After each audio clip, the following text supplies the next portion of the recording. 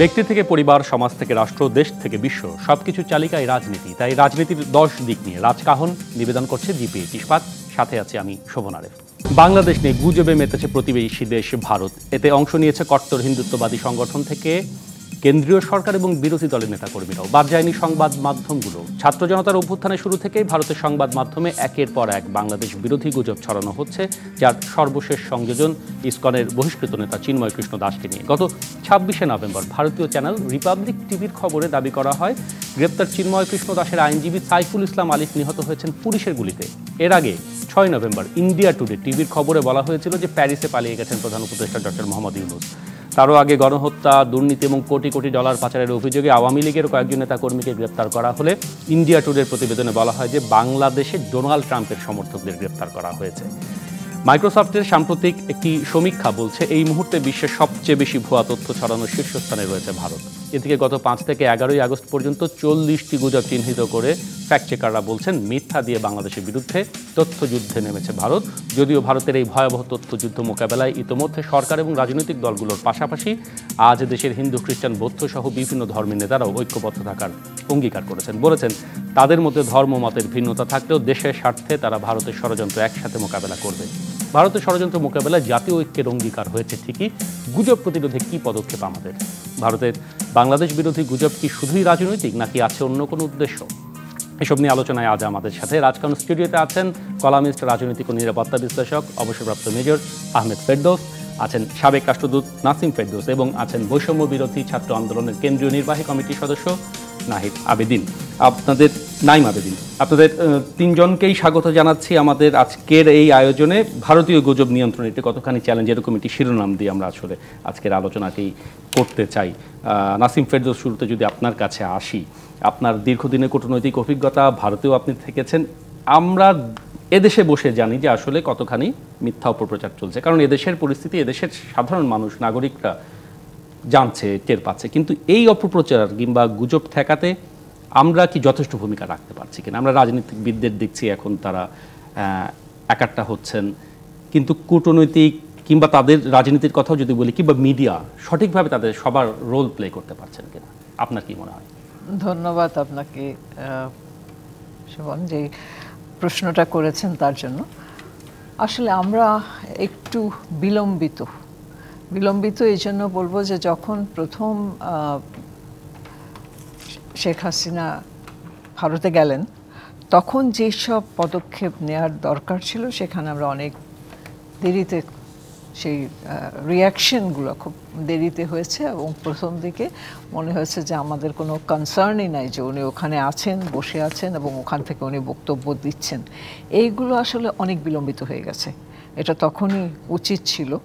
এবং সাধারণভাবে যা হয় যে সরকারের নীতি নির্ধারণী পর্যায়ে যারা থাকেন তারা দিক নির্দেশনা দেন। পররাষ্ট্র মন্ত্রণালয়ে যদি তার দায়িত্ব থাকে, এবং শুধু পররাষ্ট্র মন্ত্রণালয় না, এখানে আরেকটা মন্ত্রণালয় আছে, সেটা হলো তথ্য মন্ত্রণালয়, যার অধীনে আপনারা আছেন। সবারই দরকার ছিল তখন একত্রিত হয়ে একটা শক্ত ভিত্তি গড়ে তোলা, যে কোনোভাবে যেন ভারত এসব কথাবার্তা না, ওনাকে দিয়ে বলানো প্রথম, এবং যখন ওনারটা আমরা ইগনোর করেছি তখন তাদের সাহস বেড়েছে। তাদের মিডিয়া, প্রথমে অন্যান্য মিডিয়া দিয়ে করেছে, এখন আপনি বলছেন যে মেইন স্ট্রিম মিডিয়াও এইসব কথাবার্তা বলছে। তো এগুলো যদি আমরা প্রথম থেকে একটু করে আসতাম, আমরা কিন্তু বিলম্ব করে ফেলেছি। বক্তব্য স্পষ্ট, কিন্তু সেই মুহূর্তে 5ই আগস্টে আমাদের যে প্রেক্ষাপট ছিল, বেশ 3 দিনের মতো সরকার ছিল না। সরকার যখন গঠন হলো, তারপরেও কিছু সময় গিয়েছে, সব মিলিয়ে তাৎক্ষণিক যে প্রতিক্রিয়া দেখানো, সেই অবস্থায় তো আমরা বোধহয় ছিলাম না। 5ই আগস্টে আমরা তাৎক্ষণিক প্রতিক্রিয়ার অবস্থায় ছিলাম না, কিন্তু সরকারে যারা তখন ছিলেন এবং পরবর্তীও এখনও আছেন, তারা কিন্তু ছিলেন এবং অনেকেই জানতেন। আমি কাউকে ডিফেন্ডও করছি না, কাউকে দোষারোপও করছি না, কিন্তু এটা তাৎক্ষণিকভাবে নিলে আজকে এই পর্যায়ে আসতো না, এটা হলো আমার বক্তব্য। আর যেটা এখন যেটা হয়ে গেছে, এখন আমাদেরকে হবে ড্যামেজ কন্ট্রোল। আমরা তো এখন ড্যামেজ কন্ট্রোল মোডে আছি।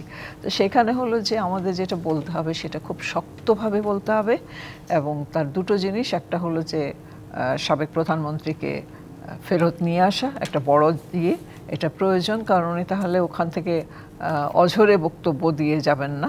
আর দ্বিতীয়টা হলো যে মিডিয়ার একটা রোল আছে বড় করে, যে মিডিয়া ভারতে কি কি ঘটনা ঘটে সেগুলোকে আরো বড় করে তুলে ধরা। তার ভারত তো একটা বিশাল দেশ, এবং ওদের ভিতরে তো অভ্যন্তরীণ অনেক ইয়ে আছে, বিভেদ আছে, অনেক কিছু ঘটে। সেগুলো সব কিছুকে কিন্তু আমাদের পত্রপত্রিকা এখন তুলে ধরা দরকার, বা আমাদের মিডিয়াকে একটা রোল প্লে করা দরকার। আমি এটা কাউন্টার ন্যারেটিভ দিতে হবে, কিন্তু সত্য দিয়ে। ওরা তো মিথ্যার উপরে ভিত্তি করে বলছে, কিন্তু আপনাকে এখন সত্যের উপরে ভিত্তি করে কাউন্টার ন্যারেটিভটা দিতে হবে, এবং সেটাকে একটু জোরদার করে সঠিক তথ্য দিয়ে। এখানে ফ্যাক্ট চেকিংয়ের যে কথা আপনি একটু আগে বললেন, সেইটা কিন্তু খুব বড় জোরদার একটা জায়গা। সেখানে আমাদের প্রত্যেকটা তথ্য ওরা যেটা দিচ্ছে তার এগেনস্টে আমাদের অ্যাকচুয়ালি বাস্তবিক কী ঘটনা ঘটছে সেটাকেও তুলে ধরতে হবে আরও জোরদারভাবে। এবং সেখানে মানে প্রচারও আমাদের অনেক কম হচ্ছে, যে ভারতে এগুলো পড়ছে বা বলছে, এটা কিন্তু প্রচার কম হচ্ছে, এটাও করতে হবে। একদম স্পষ্ট। অনেক ধন্যবাদ। প্রয়োজনে আবারও ফিরবো আপনার কাছে। নাইম আবেদিন, আপনার কাছে যাওয়ার আগে অবসরপ্রাপ্ত মেজর আহমেদ ফেরদৌস, আপনার কাছে একটু যাই। মানে এটির পেছনে আসলে কি উদ্দেশ্য কাজ করছে সেটি আপনি কীভাবে মনে করেন? আর যেটি নাসিম ফেরদৌস বললেন, আমাদের শক্ত অবস্থানে যাওয়া দরকার, আমরা কি যথেষ্ট শক্ত অবস্থানে আছি কিনা সেটিও আমার একটি প্রশ্ন। আর এটিকে অন্য কোনোভাবে, মানে শুধুই কি রাজনৈতিক উদ্দেশ্যে এমনটি হচ্ছে, নাকি অন্য কোনোভাবে ভাবার বিষয় আছে? নিরাপত্তা জড়িত আছে কিনা এটার পেছনে? নিরাপত্তা তো অবশ্যই আছে। Thank you Shovon. Ambassador Nasim Ferdous যেটা বললেন, ইটস রিঅ্যাক্টিভ জিনিসটা আমরা উই ওয়ার টু লেট। আমরা বাট যেটা হয়েছে, বাট একটা জিনিস বুঝতে হবে যে it's a Goebbels theory. Bharat আমাদের 5ই অগস্টের পর থেকে কন্টিনিউয়াসলি প্রোপাগান্ডা চালিয়ে যাচ্ছে through media. Number 1 propaganda was like হিন্দুদেরকে আমরা বিতাড়িত করছি, এমন একটা ভাব ছিল বর্ডারে, আপনারা সবাই দেখেছেন। পরে দেখা গেল it was a false allegation. Second, government concern ছিল পূজা নিয়ে, একটা কথা উঠেছিল no Hasina no puja. But Hasina ছাড়াও তো আমরা ভালোভাবে পূজা উদযাপন করলাম। রিলেটিভলি এইবার পূজায় অনেক কম ড্যামেজ হয়েছে। হ্যাভিং দি ফ্যাক্টর যে বাংলাদেশে ল এনফোর্সমেন্ট এজেন্সির police is inactive, still inactive. Overtaxed হয়েছে সেনাবাহিনী, বিজিবি অ্যান্ড আনসারের 1,75,000 সদস্য ডিপ্লয়েড ছিল। আমরা এটাও জানি যে আনসার বিদ্রোহ হয়েছিল সচিবালয়ে, যেহেতু ছাত্ররা ছিল, ওরা ছিল সেই দিন রাজু ভাস্কর্যে, সো জিনিসটা ট্যাকেল দেয়া গিয়েছিল। আর আপনি যদি মিডিয়া প্রোপাগান্ডা যেটা করছে, আমাদের দেশের মিডিয়ার উপরে আমার ডেফিনেটলি আপার সাথে আই একো দ্য সেম, যে উই আর লিটল লেট। ঘটনা ঘটে যাওয়ার পরে আমরা এটাকে শাক দিয়ে মাছ ঢাকার চেষ্টা করি। এটা মেইন স্ট্রিম মিডিয়া বলেন, নিউজ পেপার বলেন, সব কিছু। আর এটার কারণটা হলো ইটস সামথিং লাইক শেখ হাসিনাকে ভারত আশ্রয় দিয়েছিল, 45 দিন পরে তার পাসপোর্ট ক্যান্সেল হয়ে যায়। এখন ভারতীয় সরকারের কাছে আমাদের প্রশ্ন বাংলাদেশের পক্ষ থেকে, তার আগে আমি একটু বলে দিতে চাই যে বাংলাদেশ বিশ্বাস করে পিপল টু পিপল রিলেশন। বাংলাদেশের সাথে ভারতের সরকারের সম্পর্কের অবনতি হতে পারে, কিন্তু ভারতীয় জনগণের সাথে আমাদের কোনো সম্পর্কের অবনতি নেই। উই আর ব্রাদার্স, আমাদের এখানে কোনো কনফ্লিক্ট নেই। কিন্তু ভারতীয় সাউথ ব্লক, ভারতীয় আরএসএস, বিজেপি এবং মিডিয়া, যেগুলি আপনি আর বাংলার কথা বললেন, আর বাংলা দেখলে মনে হয় যে তৃতীয় বিশ্বযুদ্ধ বোধহয় হয়ে গেছে, এমন নাটকীয়ভাবে ওরা হাইপ তুলে, এবং এই হাইপটা প্রপারলি ক্যাপিটালাইজ করে বিজেপি। দেখেন, আপনি সিকিউরিটির কথা বলছেন, আমাদের সিকিউরিটি থ্রেট তো অবশ্যই আছে, বিকজ কলকাতায় যেটা, ওয়েস্ট বেঙ্গলে যেটা হলো, ওরা স্টার্ট করলো কিভাবে, বর্ডার বন্ধ রেখেছে, চিকিৎসায় যেতে পারছে না, চিকিৎসকরা বলছে লাইক আমরা বাংলাদেশিদের চিকিৎসা করব না। তা চিকিৎসকরা পেশা হিসেবে যদি এই কথা বলতে পারে, আমার বিনীত অনুরোধ থাকবে ভারতীয় চিকিৎসকদের কাছে যে আপনাদেরকে সালাম জানাই, আপনারা চিকিৎসা পেশাটা ছেড়ে দেন। আমরা বাংলাদেশে চিকিৎসা পেশাটাকে, চিকিৎসা সার্ভিসটাকে আমরা একটু উন্নত করতে চাই। এর জন্য পলিটিশিয়ানসরা যদি শপথ নেয়, নেক্সট যারা গভর্নমেন্টে আসবে, শপথ নেয় যে আমি আমার কনস্টিটিউশনতে চিকিৎসা নেব বা জেলা শহরের উপরে যাব না, তাহলে এই জিনিসটা থাকে না। সিকিউরিটির মেজর ফেরদৌস একটু শুধু মাঝখানে একটু যুক্ত করতে চাই। আপনি যে বক্তব্য বললেন সেটা স্পষ্ট কিছু সফলতার বিষয় আছে, যেমন পূজার প্রসঙ্গটা বললেন। বিভিন্ন জায়গায় এত কিছুর পরও আমাদের সরকার জনগণ সেটিকে একভাবে নিয়ন্ত্রণ করছে, কিন্তু সেটিকে আমরা সেইভাবে আমরা তুলে ধরতে পেরেছি কিনা, মানে সেই জায়গাটাতে আসলে মানে এখানে আসলে কারণ সামাজিক যোগাযোগ মাধ্যমে একটা বিষয় আছে, মূলধারার মিডিয়াও আছে, আমরা মিডিয়ার হয়েও জিজ্ঞেস করতে চাই আপনাদের কাছে আপনারা বিষয়টিকে কিভাবে দেখেন, সেই জায়গায় কি এখনো সুযোগ আছে? আপনি যদি নাগরিক হিসাবে একজন আমাকে জিজ্ঞেস করেন, আমি মেজর ফেরদৌস রিটায়ার্ড হিসাবে না, আমি বলবো আমাদের মিডিয়া ব্যর্থ হয়েছে। কারণ দেখেন, ইন্ডিয়ান প্রোপাগান্ডা আপা বলেছেন, এটা প্রমাণ আছে, ডক্টর ইউনুস বলেছেন আমাদের চিফ অ্যাডভাইজার, আপনারা আসেন 1 ঘন্টার নোটিসে আমরা ভিসা দিয়ে দিব। আর বাংলা বলেন, যেই বাংলা বলেন, এনডিটিভি বলেন, let them come and inspect. আপনি বললেন যে মানে কয়েকটি মিডিয়ার কথা যে খুবই নাটকীয়ভাবে তুলে ধরে, সেগুলো অনেক সমালোচিত হয়, কিন্তু আমাদের মিডিয়া কম বেশি নৈর্ব্যক্তিকভাবে তুলে ধরার চেষ্টা করা হয়। না না, আমি সেটা বলছি না, মানে সেটি আসলে মানুষের তো সেভাবে দৃষ্টি আকর্ষণ হতে হয় না সাধারণত। ওরা যেভাবে হাইপ তোলে, আমাদের মিডিয়াও তো হাইপ তোলা উচিত। আপা যেটা বলেছে সত্য ঘটনা কাউন্টার করা। আরেকটা জিনিস দেখেন, এই হাইপ তোলার উদ্দেশ্যটা কিন্তু পরিষ্কার। ওরা একটা ফ্যাসিস্টকে প্রোটেকশন দেওয়ার জন্য ওরা এই সব নাটক করছে, নাম্বার 1। নাম্বার 2 হলো, ওরা বর্ডারে দেখেন, ভারতের সাথে কারো সম্পর্ক ভালো নাই, পাকিস্তানের সাথে জন্মগত শত্রু, নেপালে ওরা নাই, শ্রীলঙ্কায় শেষ, মালদ্বীপে বাড়ি খেলো। চাইনিজদের কি বিশ্বাস করা যায়? চায়না তো সকালবেলা দেখে ভারতে ওখানে, পরের দিন দেখে যে ওখানে একটা মিলিটারি ক্যান্টনমেন্ট হয়ে গেছে। একমাত্র বাংলাদেশ ছিল ওদের বন্ধু, কিন্তু হাসিনা সরকারের বন্ধু, আওয়ামী লীগের বন্ধু, জনগণের বন্ধু তো হয় নাই। মানে সেইটি মূল কারণ। ভারতের সরকারের কারণে, বিজেপি সরকারের কারণে আমি ভোট দিতে যাই আমার মৃত বাবা মাকে দেখতে, কারণ ওনারা গেলে দেখা হয় ওখানে ভোট দিতে গেলে। বক্তব্য স্পষ্ট, অনেক ধন্যবাদ। আবার আসবো। আমি একটু নাইম আবেদিন আপনার কাছে যাই। তরুণ প্রতিনিধি আপনি আমাদের, এবং আপনাদের হাত ধরেই আসলে জুলাই আগস্টের পরে এই বিষয়টি এসেছে। এখন তরুণদের মধ্যে ভারতের এমন আচরণের প্রতিক্রিয়াটি কি, মানে তাদের পালস বোঝার জন্য আপনার কাছ থেকে জানতে চাচ্ছি, এবং আপনাদের যে মত কিংবা আপনাদের যে মতামত সেইটি কি সরকার বুঝতে পারছে কিনা, মিডিয়া বুঝতে পারছে কিনা সঠিকভাবে, আপনারা কিংবা আমরা তুলে ধরতে পারছি কিনা? ধন্যবাদ।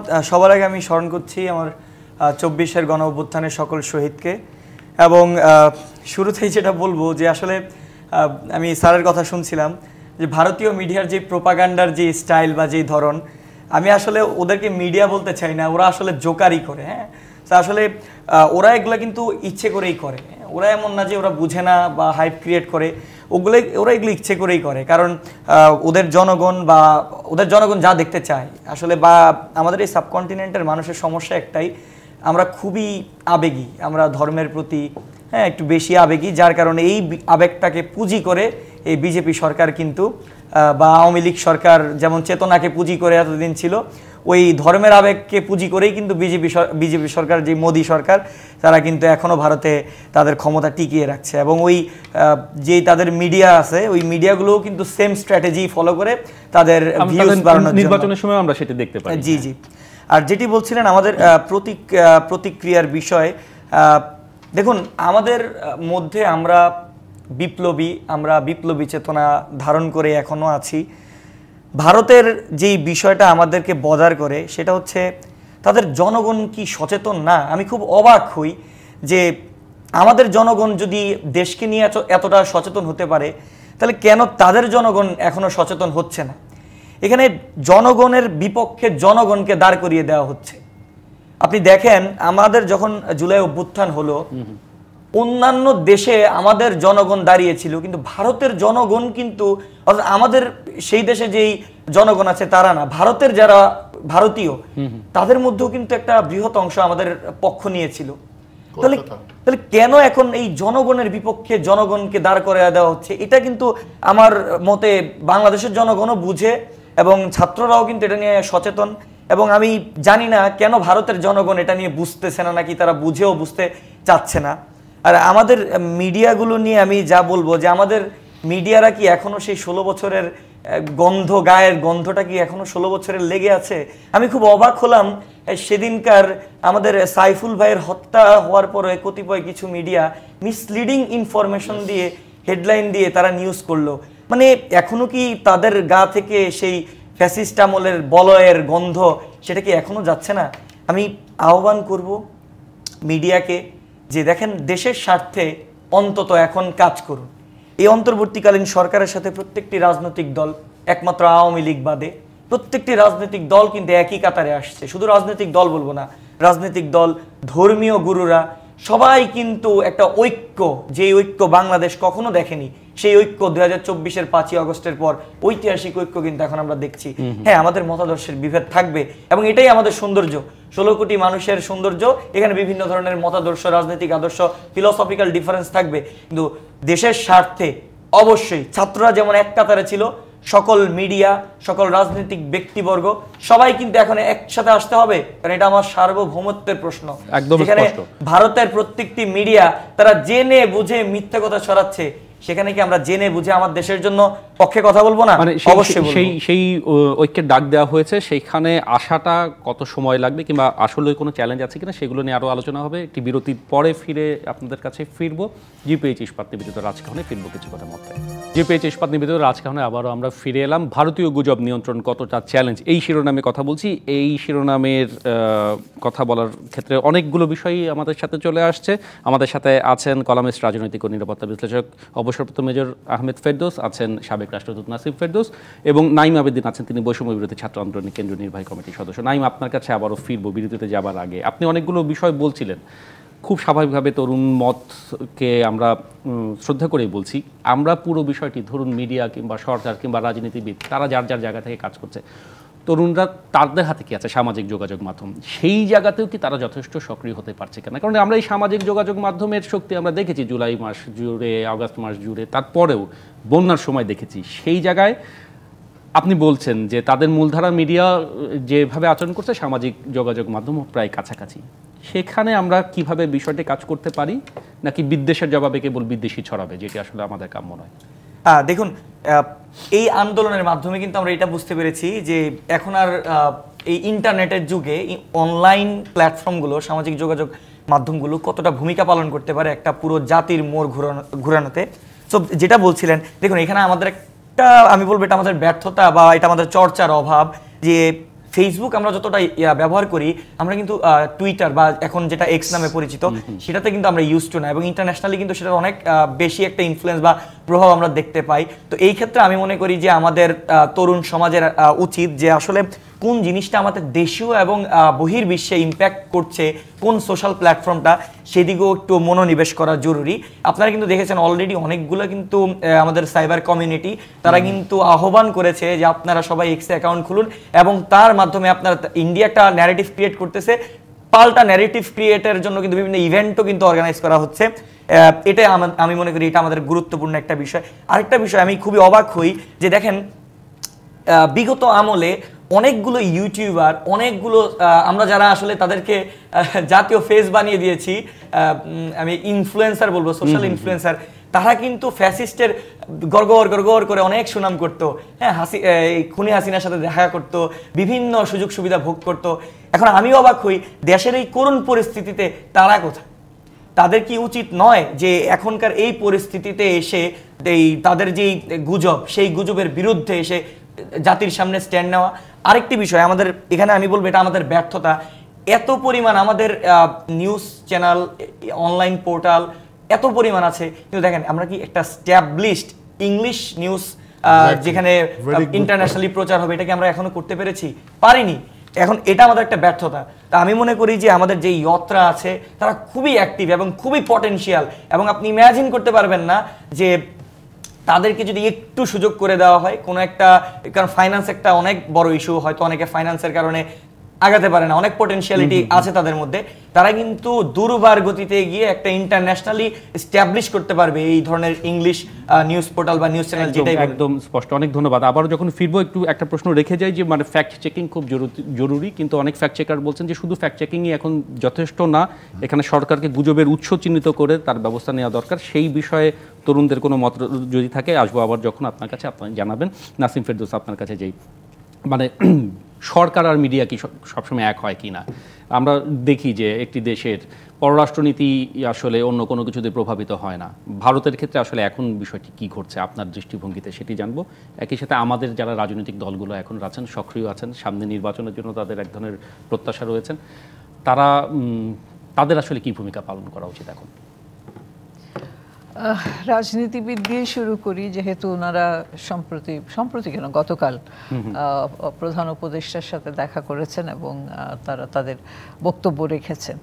রাজনীতিবিদরা বেরিয়ে এসে তো যেটা বলেছেন সেটা আরেকটু আগে বললে ভালো হতো, যে সবাই রাজনৈতিক ঐক্যমতে পৌঁছেছেন যে দেশ আগে এবং এখানে কোনো ধর্ম ভিত্তিক কোনো নাই, বিভাজন নাই।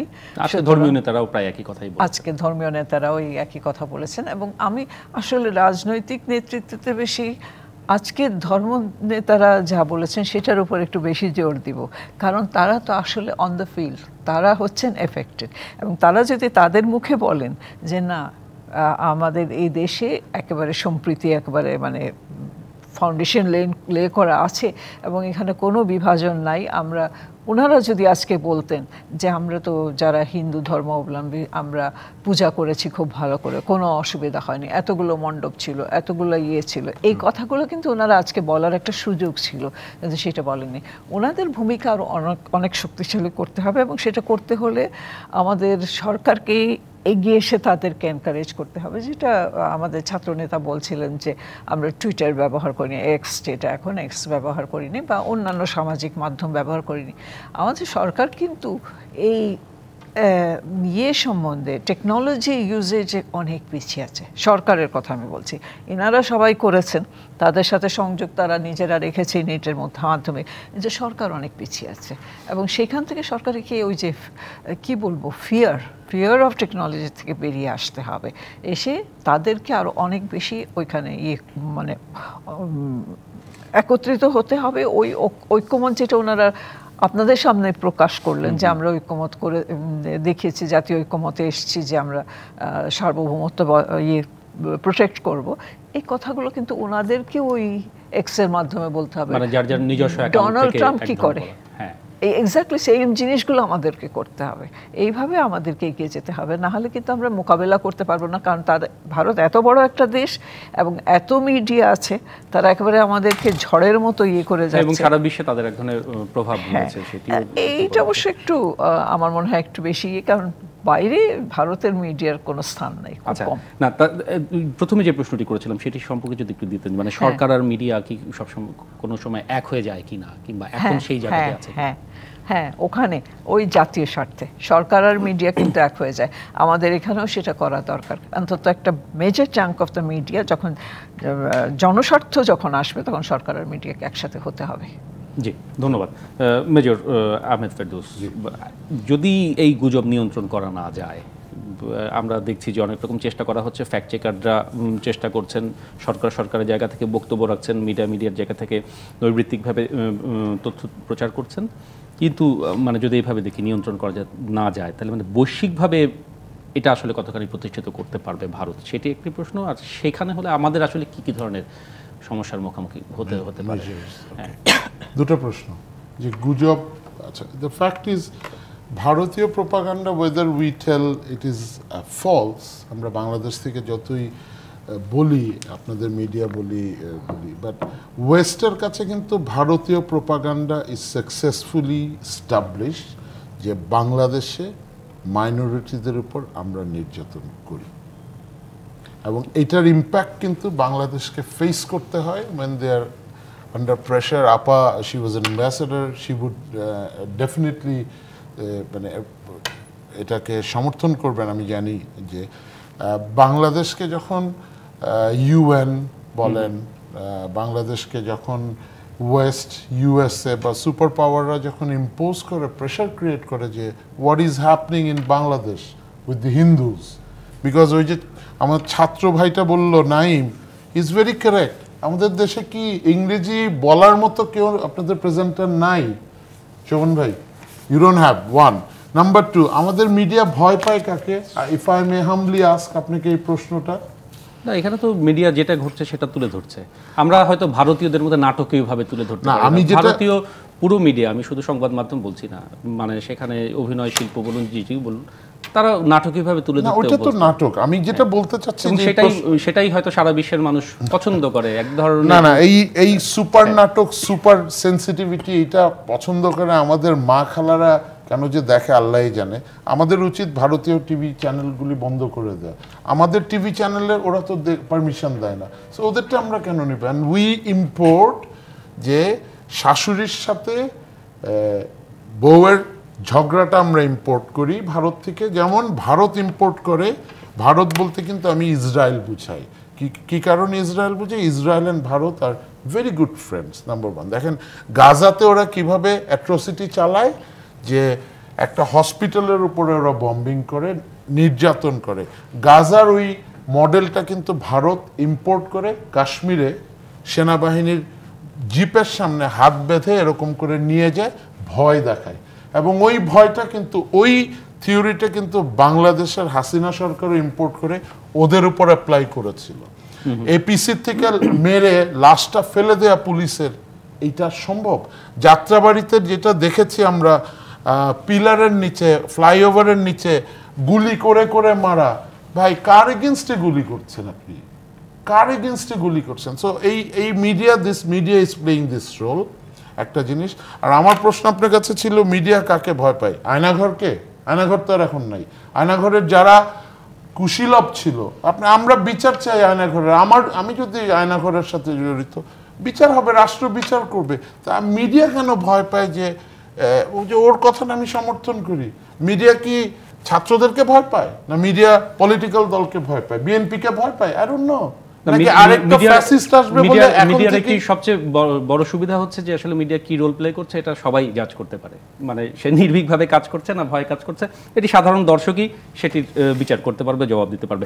আরেকটি জিনিস যেটা জানার ছিল, আমি শুরুতে প্রশ্ন করেছিলাম যে আমাদের আসলে কি কি সমস্যার মুখোমুখি হতে পারে যদি এই গুজবটাই প্রতিষ্ঠিত হয়ে যায়, কিংবা সেই জায়গাটাতে নিরাপত্তার ইস্যুটা আপনি আমাকে একটা প্রশ্ন করেছিলেন। দেখেন, সিলেটের ওইদিকে এই গুজবের আর বাংলার গুজবের কারণে শুভেন্দু বিজেপির নিয়ে লোকজন নিয়ে আমাদের বর্ডার ক্রস করে ঢুকে গিয়ে বিজিবি বিএসএফ মিলে আবার ওদেরকে ওখানে নিয়ে যায়।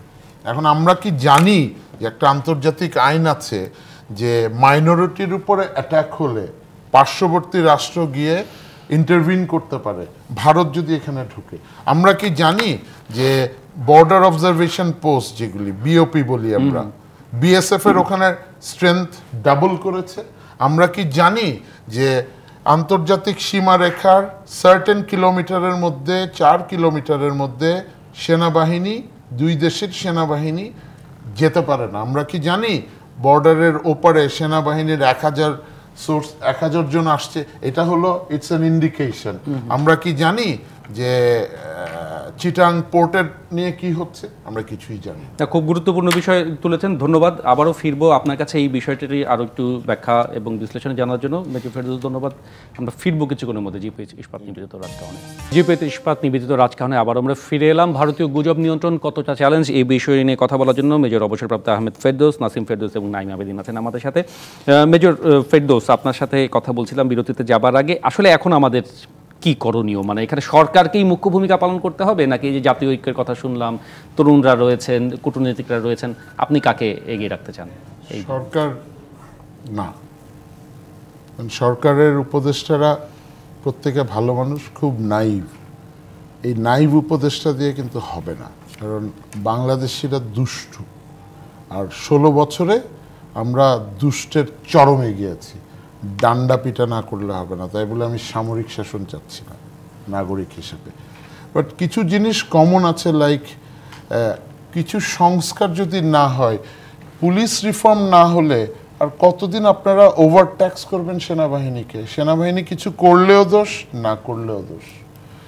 এই আপনি সেনাবাহিনীকে ডিপ্লয় করছেন আইন শৃঙ্খলা রক্ষায়, আপনি সেনাবাহিনীকে ডিপ্লয় করছেন শ্রমিকদের বিরুদ্ধে, সেনাবাহিনীকে ডিপ্লয় করছেন সাভারে।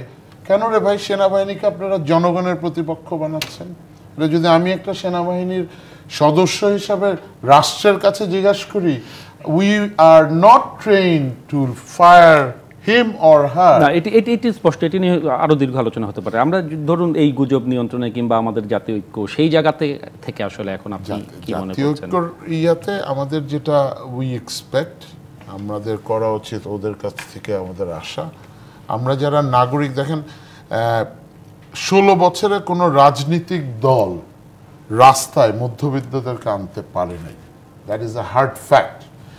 এই জুলাই আন্দোলনে ওরাও জানতো না যে আন্দোলনের পরিণতিটা এরকম হবে। সো এটাকে বলি আমরা ছাত্র, তারপরে এসছে জনতা। 3 আগস্টে সেনাবাহিনী যখন সমর্থন উইথড্র করলো হাসিনার কাছ থেকে যে আমরা ছাত্রদের ইয়ে করবো, তখন কিন্তু বিজয়টা আসলো। কিন্তু বিজয়ের ফসলটা তোলার আগেই এটা কিন্তু গায়েব হয়ে গেছে। এই ফসলটা তোলার জন্য উই হ্যাভ টু ওয়ার্ক। কিভাবে করবেন? কনস্টিটিউশনটাকে যদি ঠিক মতো করেন, কনস্টিটিউশন যেখানে সবার জনগণের ইয়া থাকবে, তাইলে কিন্তু উই ক্যান ওয়ার্ক। আদারওয়াইজ ঘুরে ফিরে সেম প্রবলেম, আরেকটা টক শো করবেন, একই প্রশ্ন করবেন, মানে ওই জয় বাংলা বলে চলে যাবে সমস্যাগুলো। অনেক ধন্যবাদ মেজর আহমেদ ফেরদৌস। নাসিম ফেরদৌস, আপনার কাছে আসি। যেহেতু সময় কম, তারপরও আপনি যথেষ্ট বলেছেন। ভারতীয় দৃষ্টিভঙ্গি পাল্টাতে এখন আসলে কূটনৈতিক প্রচেষ্টায় আর কি কি যোগ করা যেতে পারে? মানে এখানে আমাদের আরো অন্য কোনো টুলস আছে, অন্য কোনো দেশকে এখানে ইনভলভ করার সুযোগ আছে?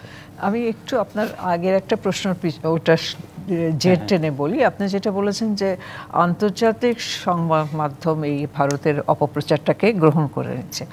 আমার অভিজ্ঞতায় দীর্ঘ 30 বছর পররাষ্ট্র মন্ত্রণালয়ে বিভিন্ন জায়গায় ছিলাম, সেখানের অভিজ্ঞতায় আমি বলবো যে আন্তর্জাতিক ওরা কিচ্ছু কেয়ার করে না। ভারত, বাংলাদেশ, আমাদের সংবাদ মাধ্যম কি ক্যারি করে না করে, তারা কিন্তু এগুলো কখনো করে না, আনলেস পয়সা দিয়ে ছাপানো হয়। অনেক দেশ কিন্তু যেতে তাদের বক্তব্যটা টাকা দিয়ে ছাপায় বাইরের পত্রিকাগুলোতে। বাইরের পত্রিকাগুলো তাদের নিজের দেশ নিয়েই ব্যস্ত, তারা খুব কম, এইসব ঘটনা খুব কম।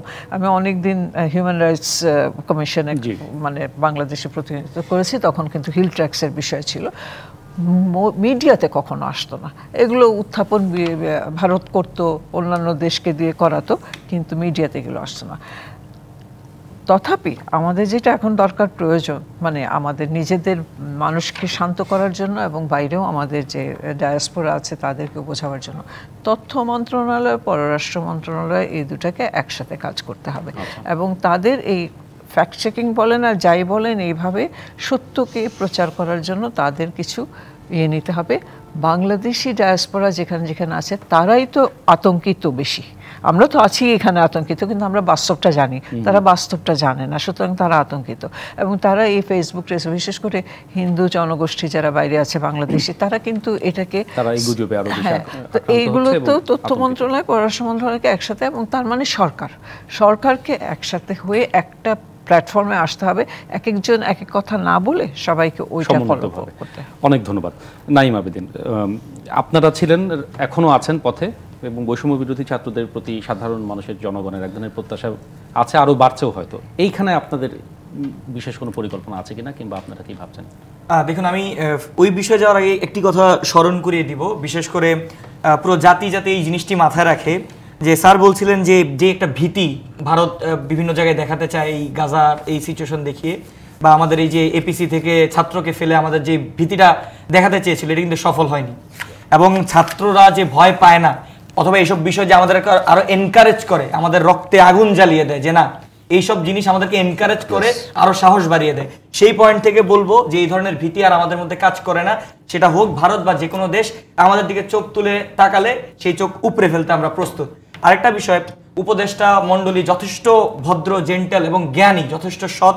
তাদেরকে একটা আহ্বান করব যে বাংলাদেশের পলিটিক্স এতদিন করে গেছে ব্যাক বেঞ্চার টাইপের লোকেরা, অর্থাৎ তারা কিন্তু সুশীল বয়ান দেয়নি, তারা পলিটিক্যাল বয়ান দিয়েছিল, যেটা জনগণ কিন্তু ওই পলিটিক্যাল বয়ান নিতে অভ্যস্ত।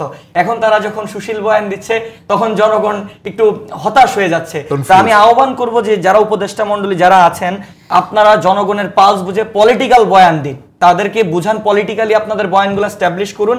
ভদ্র ভাষায় আসলে বললে জনগণ একটু হতাশ হয়। আর যে ভারতীয় প্রোপাগান্ডার বিরুদ্ধে বা ফ্যাক্ট চেকিং এর যে কথাটি বললেন, যেখানে আমাদের ভূমিকা বা সরকারের ভূমিকা হতে পারে যে, দেখেন ফ্যাক্ট চেকিং এটা আপনি কতক্ষণ করতে পারবেন? আপনি যখন একটা গ্রামের মানুষ, আমি খুব অবাক হই, আমার গ্রাম থেকে আমাকে ফোন দিয়ে বলে যে দেখলাম সমন্বয়কদের তো লাখ লাখ টাকা বেতন দিচ্ছে, এই ইউটিউবে দেখলাম। জিজ্ঞেস করে যে কোথায় দেখলেন, বলছে যে ইউটিউবে দেখেছি। ইউটিউব, ফেসবুক, এই যে ইউটিউব, ফেসবুক, এই যে বিষয়টা, অর্থাৎ তারা টিভি চ্যানেল থেকে বেশি ভরসা রাখতেছে কিন্তু ইউটিউব আর ফেসবুক থেকে। তা আমি বলবো যে আমাদের আইসিটি মিনিস্ট্রি যেটা আছে, তাদের একটা সেল গঠন করা উচিত, যেখান থেকে তারা চেক করবে যে এই সব ভুয়া, যে ভুয়া অনলাইন প্ল্যাটফর্মগুলো মানে সেই জায়গাগুলো থেকে প্রোপাগান্ডাগুলো ছড়ানো হচ্ছে, সেগুলোকে রিপোর্ট করে উৎসগুলো তারা রিমুভ প্রকাশ করা। করবে। আরেকটা বিষয় না বললেই নয়, খুব সংক্ষেপে নাই, হ্যাঁ জি সংক্ষেপেই বলছি, সেটা হচ্ছে ভারত যাই দেখাক, আমাদের উচিত, আমাদের মিডিয়াগুলোর উচিত আমাদের যে সুন্দর এবং সৌহার্দ্যপূর্ণ যেই বিষয়গুলো সেগুলো তুলে ধরা। অনেক ধন্যবাদ, অনেক ধন্যবাদ নাইম আবেদিন। ঘটনাটা ভারতকে মনে করিয়ে দিতে চাই, রৌমারী পাদুয়াতে ভারতকে যে শায়েস্তা করেছিলাম, একদম একদম স্পষ্ট। নাসিম ফেরদৌস এবং অবসরপ্রাপ্ত আহমেদ ফেরদৌস, এই ছিল আজকের রাজকাহনে। ভালো থাকুন, সুস্থ থাকুন।